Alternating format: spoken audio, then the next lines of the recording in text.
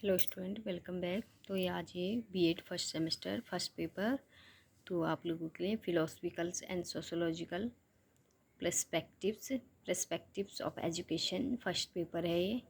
तो चलिएगा हम फर्स्ट पेपर आप लोगों के साथ शेयर करते हैं।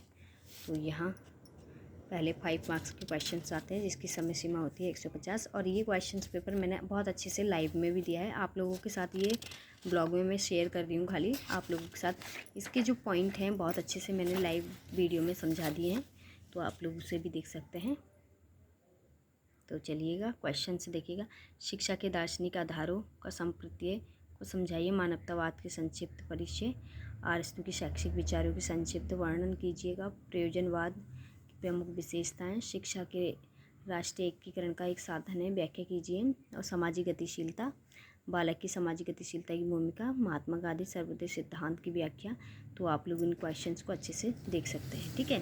तो आइए, और ये लॉन्ग क्वेश्चंस हैं, 3 क्वेश्चंस करने होते हैं, 15 मार्क्स के हैं।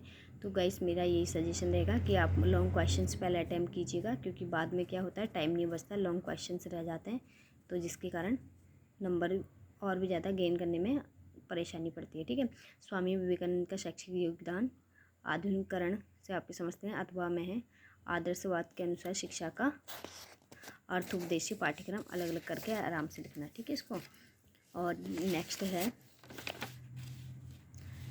है शिक्षा के समाजशास्त्र के अर्थ तथा प्रकृति का वर्णन कीजिए। शिक्षा के समाजशास्त्रीय आधारों का व्यक्त कीजिए। निम्नलिखित में से किन्हीं 2 संक्षिप्त टिप्पणी लिखिए। यथार्थवाद शिक्षा के उद्देश्य। रूसो की नकारात्मक शिक्षा। रविंद्रनाथ टैगोर के शैक्षिक विचारों का प्रशासनिक।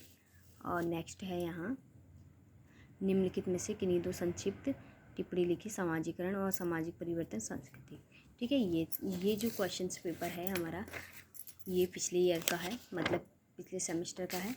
तो और नेक्स्ट है, अब आइए सन 2022 में आप लोग क्वेश्चंस पर ध्यान दीजिएगा। तो 70 मार्क्स का आता है ये सन 2022 का जो पैटर्न था, लॉन्ग क्वेश्चंस के आते थे, 10 मार्क्स के आते थे, ठीक है। Long question 10 marks, short question से 10 मार्क्स के आते थे।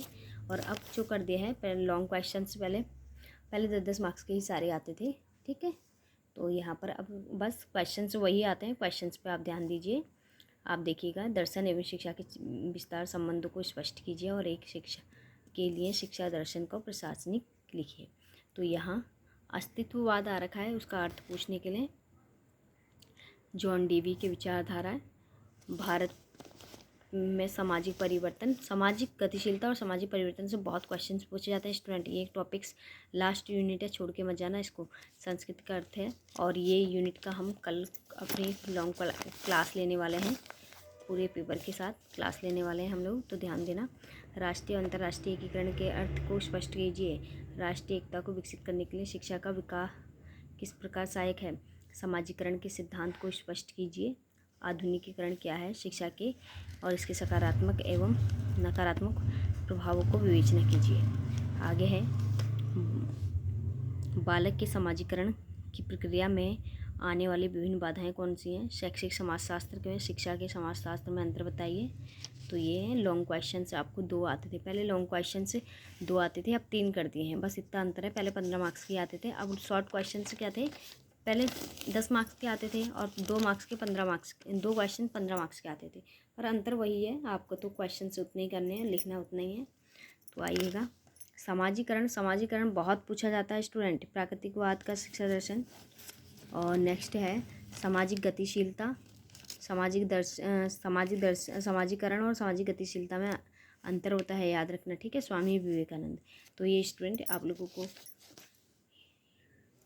आप लोग जो भी आप नए स्टूडेंट हैं, चैनल को सब्सक्राइब कर सकते हैं और बेल आइकन दबा सकते हैं, जिससे कि आपको सभी पेपरों के वीडियोस और आपकी जो क्लासेस हैं लाइव और जो वीडियो क्लास हैं वो आप तक पहुंच सके। थैंक यू सो मच, और शेयर कीजिएगा और सब्सक्राइब कीजिएगा, लाइक कीजिएगा। Thank you so much.